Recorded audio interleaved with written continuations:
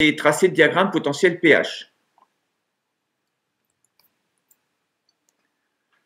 Alors, donc on a vu jusqu'à maintenant des choses que vous connaissiez déjà, qu'on a rappelé un petit peu. On a fait quelques exercices avec notamment l'établissement des réactions globales d'oxydoréduction, le calcul d'un potentiel de Nernst. On va continuer avec ces potentiels de Nernst pour des représentations de diagrammes potentiel pH.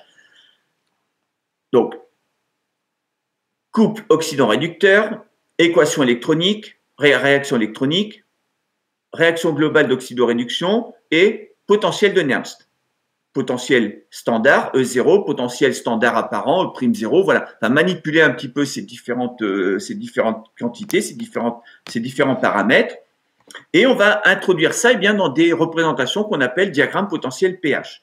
Donc, diagramme potentiel pH ou diagramme de Pourbet. Donc, ces diagrammes, c'est des diagrammes en fait thermodynamiques.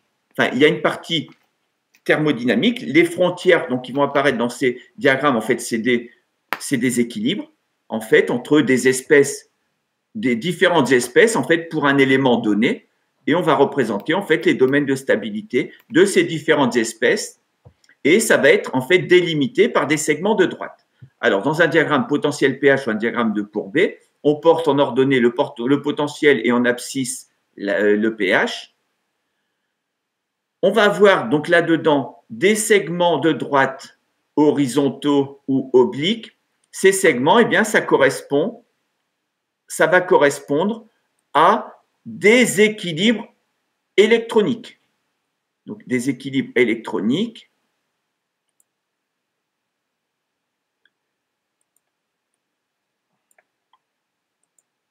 Donc, des équilibres électroniques pour les segments donc, horizontaux ou obliques. Donc, c'est un équilibre électronique. Un équilibre électronique, il est caractérisé par le potentiel d'équilibre. Le potentiel d'équilibre, c'est le potentiel de Nernst.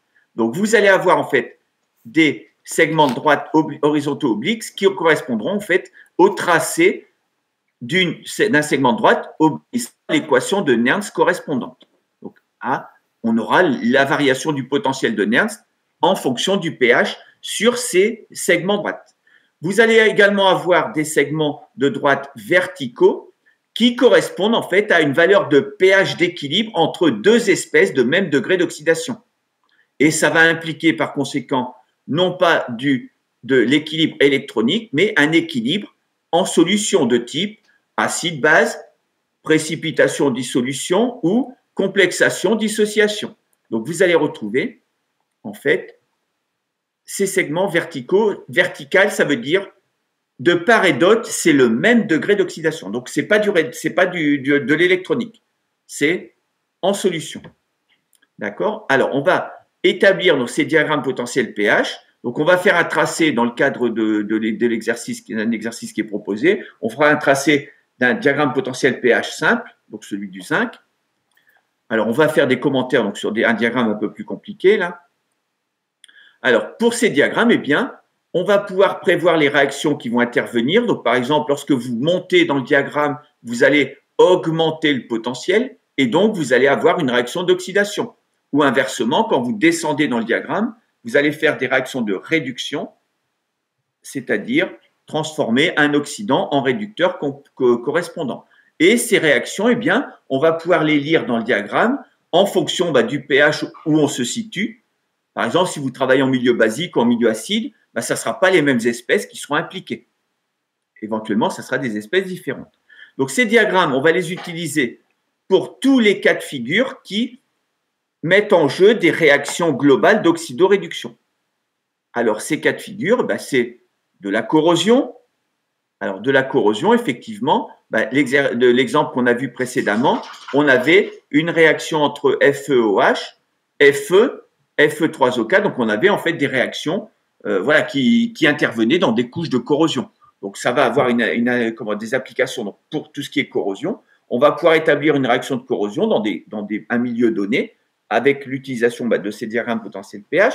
Dans le domaine des piles, quand vous avez une pile, ça correspond à une réaction globale d'oxydoréduction. On va revoir ça, non pas dans le cadre d'une pile, mais dans le cadre de l'électrolyse. Ou dans le cadre d'une électrolyse, vous mettez en jeu une réaction globale d'oxydoréduction.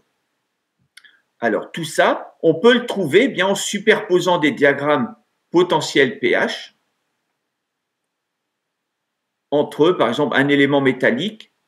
Donc, vous allez prendre un élément donné, par exemple le fer, vous allez tracer le diagramme et superposer d'autres diagrammes. Et à partir de là, eh bien, vous pouvez avoir des informations sur la réactivité et sur les réactions globales d'oxydoréduction qui peuvent intervenir. Alors, on va regarder ça donc au travers donc des diagrammes potentiels pH. Donc, je voudrais juste revenir, j'ai oublié de remonter pour rebondir donc sur l'exercice qu'on venait de terminer là. On avait parlé donc de FeOOH, la lépidocrocyte, qui donne du Fe3O4. Donc, lorsqu'elle réagit avec le fer, eh bien cette réaction, je vous avais donné je remonte là. On avait voilà cette image là. Alors, je vais le mettre en premier plan. Voilà. Donc, sur l'image qui est ici, alors c'est pas très visible peut-être. En orientant un peu, peut-être un peu plus. Voilà. Alors, ici sur cette image, vous avez des parties qui sont claires, des parties qui sont plus sombres. Alors, les parties claires, ça représente, alors je ne me souviens plus dans quel sens c'était, si c'était clair ou foncé. Oui, les parties donc ici qui sont disons en orange un peu plus marqué, en orange foncé, enfin, en partie plus foncée.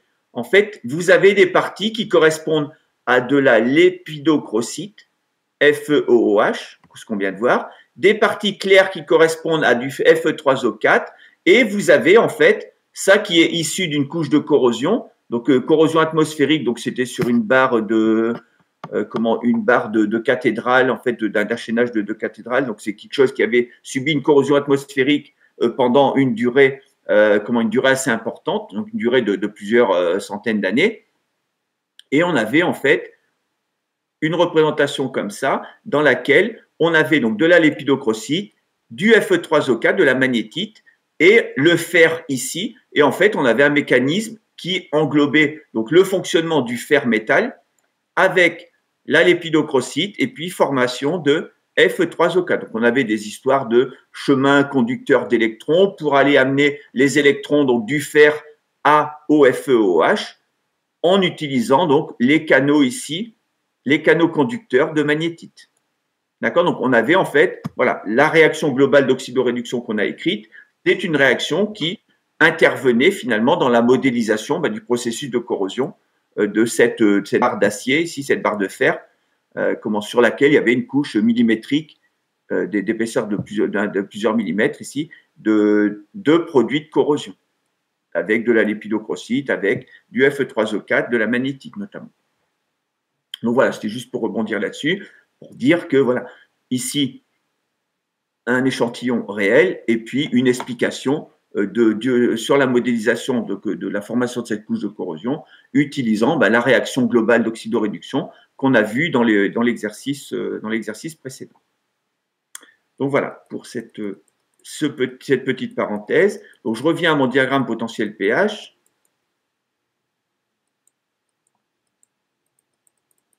Alors, mon diagramme potentiel pH, donc voilà. Alors, je passe ensuite ici. Alors, pour établir un diagramme potentiel pH, eh bien, on va suivre un certain nombre voilà, on va suivre une certaine méthodologie.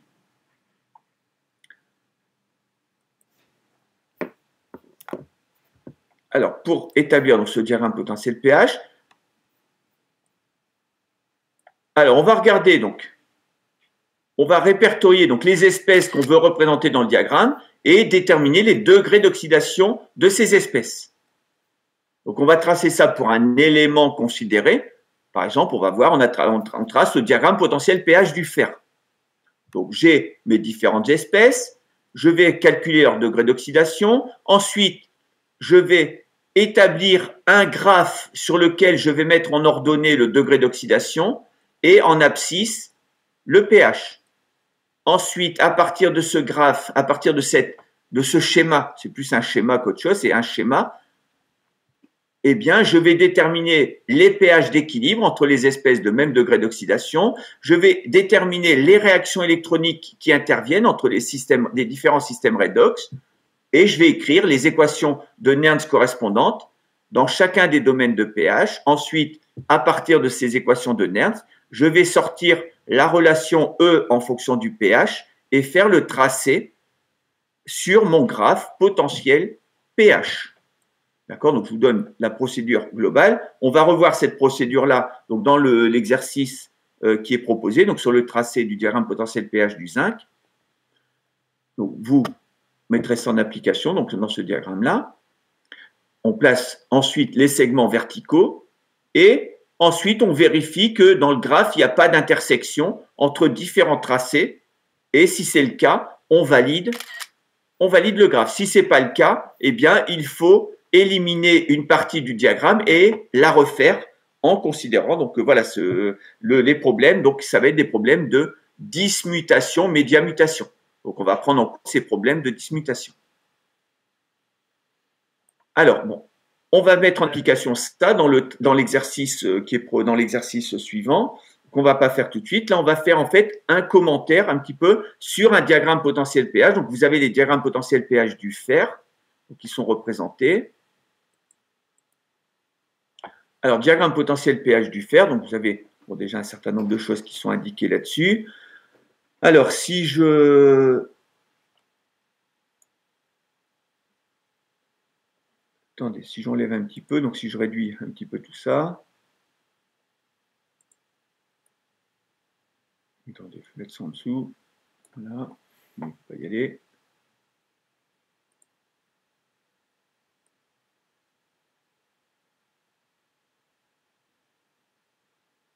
Voilà, donc je vais mettre ça un petit peu à droite.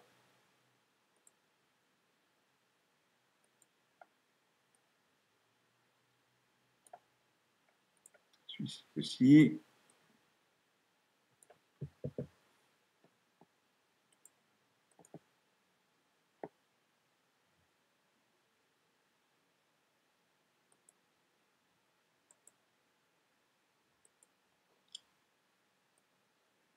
À droite.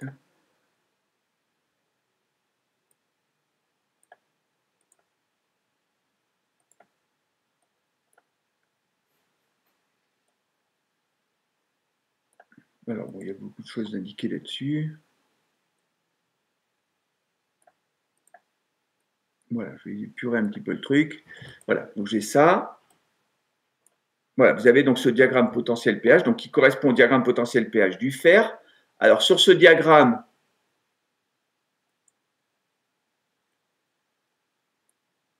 donc on va trouver donc différentes parties. Alors, vous avez ici donc éventuellement, enfin des équilibres, un équilibre de précipitation-solubilisation. Alors ici, le diagramme potentiel pH du fer, donc c'est ce diagramme-là, c'est le diagramme qui est représenté en rouge. Alors, vous avez combien d'espèces qui sont reportées dans ce diagramme?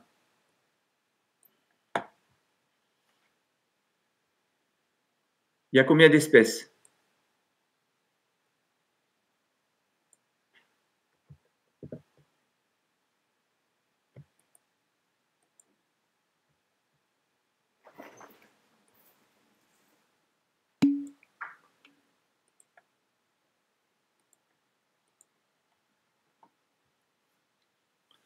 Alors, combien d'espèces du fer là-dedans? Donc, Jules répond 5. Donc, alors, il y a effectivement 5 espèces. Donc, ici, dans le diagramme potentiel pH du fer. Donc, diagramme potentiel pH du fer. Donc, ici, effectivement, 5 espèces. Le fer, Fe2+, Fe2O3, Fe3O4 et Fe3+. Donc ici, vous avez un diagramme qui reporte donc ces 5 espèces du fer. Alors ici, ces 5 espèces du fer, bon ben, on a choisi ces espèces-là. j'aurais pu choisir, par exemple, du FeOH. On a parlé de la lépidochrocite tout à l'heure. Bon, ici, cette lépidochrocite, elle n'est pas reportée dans le diagramme. D'accord? On a choisi 5 autres espèces du fer, donc à représenter dans le diagramme potentiel pH du fer.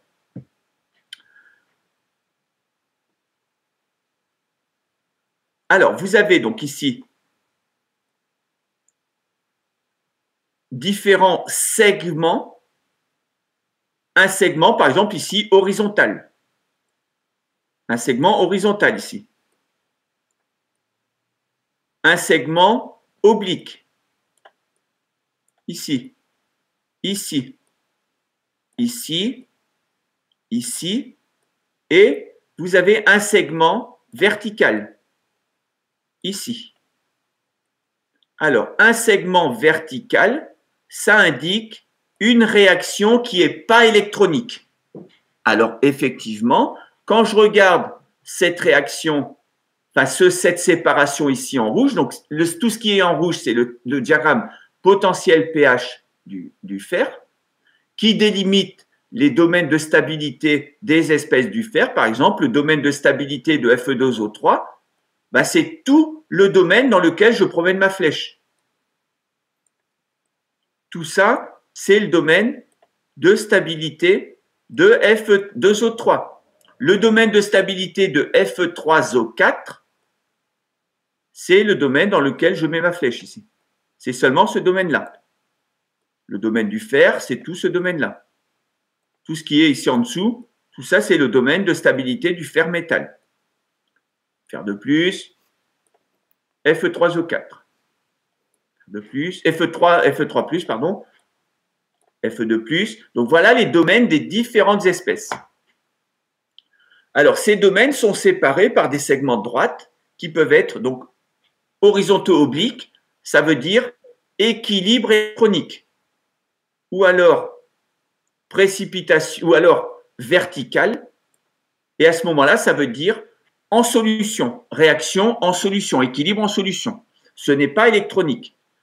Si ce n'est pas électronique, c'est le même degré d'oxydation. Ben, si je vois une séparation verticale, ici, je peux dire que là, j'ai du fer plus 3, et ici, sans même calculer le degré d'oxydation, ben, je sais que c'est du fer plus 3, puisque quand je rentre dans ce domaine ici, je suis de part et d'autre de cette séparation verticale. Et donc, j'ai même degré d'oxydation, plus 3 à gauche, plus 3 à droite. Plus 3 à droite, ben, ça veut dire que l'espèce ici, c'est plus 3. Effectivement, ça, c'est l'oxyde ferrique, Fe2O3. C'est l'oxyde de fer 3, ce composé. Donc, Fe2O3. Donc, voilà un tracé de diagramme potentiel pH pour des espèces du fer. Donc, voilà ce que l'on a. Alors, on va considérer donc déjà cet équilibre ici, qui est un équilibre de précipitation-solubilisation. Cet équilibre, c'est l'équilibre que l'on a, entre le fer 3+, d'une part, et Fe2O3 solide, d'autre part. Donc Fe3+, c'est soluble, Fe2O3, c'est solide. Donc vous avez un équilibre entre du fer 3 soluble et du fer 3 précipité, du fer 3 solide. Alors en passant, vous voyez que le domaine dans lequel vous pouvez avoir du fer 3 soluble, c'est seulement en milieu basique. Alors il y a d'autres espèces ici qui peuvent être représentées en milieu très basique. Ici, donc on pourra avoir une autre position ici. Mais bon, globalement, le fer 3 soluble, on va l'avoir en milieu très acide. Dès l'instant où vous montez un peu le pH, vous allez former du fer 3 qui est sous forme précipitée. Alors, l'équilibre qui apparaît, donc ici l'équilibre de précipitation-solubilisation, eh bien, il est indiqué ici par cette réaction-là. Alors, pour cette réaction, ici, voilà ce que l'on a comme équilibre de précipitation-solubilisation. Je vais écrire d'un côté Fe3+, et de l'autre côté, Fe2O3. Alors, cet équilibre en solution, eh bien, il n'y a pas d'électrons. Ce n'est pas une réaction électronique, puisque c'est du plus 3 soluble qui donne du plus 3 précipité. précipité solide. Donc c'est un équilibre de précipitation dans le sens 1, solubilisation dans le sens 2, équilibre non électronique, donc j'ai l'équation d'équilibre qui est le quotient réactionnel à l'équilibre est égal à la constante d'équilibre K. Donc c'est ça ma condition d'équilibre. QR égale K. QR égale K. Alors ici j'ai ma constante d'équilibre K. Comment je peux la calculer cette constante d'équilibre K? Alors je vais regarder donc, pour le diagramme ici que j'ai, c'est un diagramme qui a été tracé pour une concentration de fer soluble égale à 10-6 mol par litre.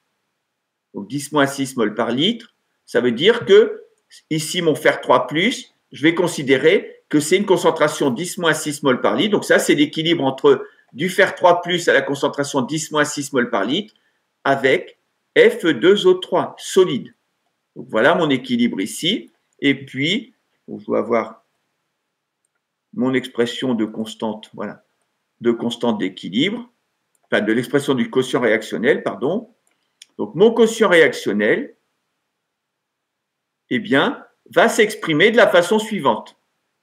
Mon quotient réactionnel, ben, je regarde ma réaction, H+ à la puissance 6, Fe2O3 solide, comme c'est un solide, ben, je remplace par 1, multiplié par donc H+ à la puissance 6, ça c'est ce que je mets en haut, puisque c'est côté produit. Côté réactif, je le mets en bas. Ici, c'est une réaction en solution, c'est un quotient réactionnel que j'écris. Donc, j'ai Fe3+ au carré multiplié par 1. 1 parce que j'ai le solvant eau. Donc, ce rapport ici à l'équilibre, il est égal à la constante d'équilibre K. D'accord? Quand je suis à l'équilibre, ce rapport est égal à la constante d'équilibre K. Ben, l'équilibre, ça correspond bien à la position de cette séparation ici entre Fe3+ et Fe2O3. Donc la position de cette séparation, eh bien, me permet de déterminer que c'est pH égale 1,7 à peu près pour la position, ici 1,7, 1,8. Donc, ma position d'équilibre, elle est ici à 1,7. Donc j'ai pH égale 1,7. Donc ici, du graphe, je lis pH égale 1,7. Donc ça, j'en déduis que j'ai donc ma concentration d'H+, c'est 10 moins 1,7. J'ai la concentration d'Fe3+, c'est 10 moins 6. Ben, je peux calculer, je peux déterminer le quotient réactionnel à l'équilibre, par conséquent. D'accord? À cette position d'équilibre, ici, je peux déterminer ce quotient réactionnel. Alors, si je le détermine, donc je vais voilà, remplacer donc, les différentes quantités.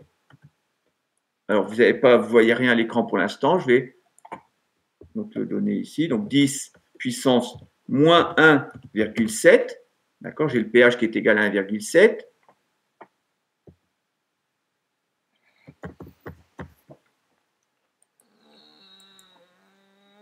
Donc, à la puissance 6, divisé par 10 puissance moins 6 pour la concentration du fer 3+.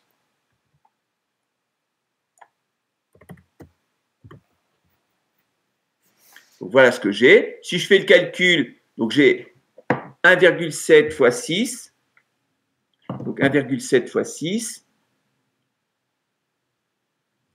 Donc ça fait 10,2. Donc 10, moins 10,2 en haut, 10 moins 12 en bas. Et donc ça vous fait 10 puissance 1,8 pour le quotient réactionnel, c'est-à-dire la valeur de la constante d'équilibre. Enfin, ça correspond à la valeur de la constante d'équilibre. Ici, donc 10 puissance, ça vous fait donc 10 puissance 1,8, qui est donc la valeur de la constante d'équilibre correspondante.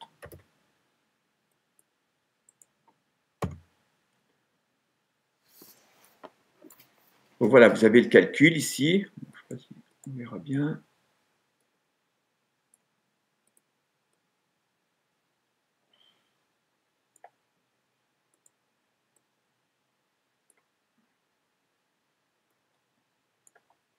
Donc voilà le calcul ici pour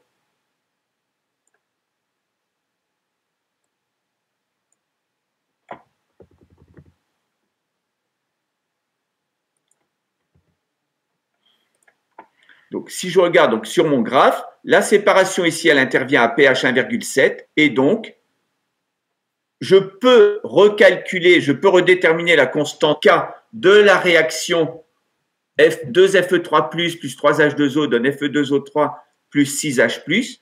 D'accord? Donc cette réaction-là, je l'avais équilibrée avec donc mes espèces en équilibre ici de part et d'autre de cette séparation verticale, Fe3+, et Fe2O3. En écrivant cette réaction-là, j'écris le quotient réactionnel qui est égal à ça, et j'utilise les valeurs pH à l'équilibre, donc c'est la position de mon segment de droite verticale, et puis la concentration avec laquelle j'ai tracé le graphe EPH ici, ce qui est une concentration de 10-6 mol par litre pour les espèces solubles du fer. Je prends ça, je fais mon calcul, j'obtiens 10 puissance 1,8 qui est égal à K, donc ma constante d'équilibre K, en fait, c'est 10 puissance 1,8 pour cette réaction-là.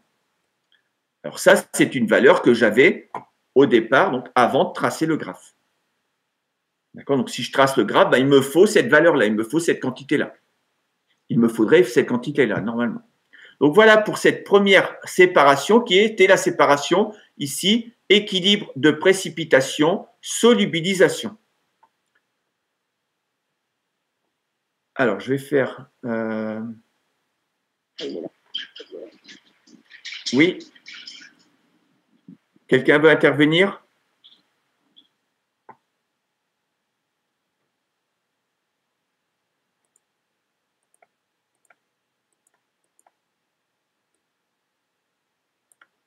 Alors, je vais essayer de copier tout ça. Donc, je ne vais pas couper.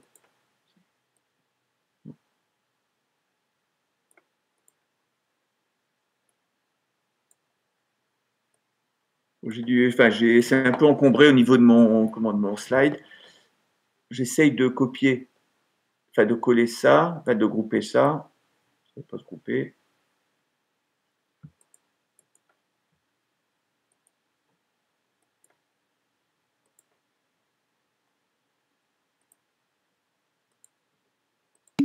Voilà. Ok, donc j'ai réussi. Voilà, j'ai groupé ça. Alors, bon, ça, je vais essayer de le virer. Si j'y arrive. Ah, du coup, j'ai tout pris. Hein. Bon, okay. Voilà, donc je vais déplacer ça, l'amener ici en bas. Voilà, donc ça c'est fini. Je vous referai un slide, je vous referai le slide avec les différentes choses ici. On va faire donc la pause.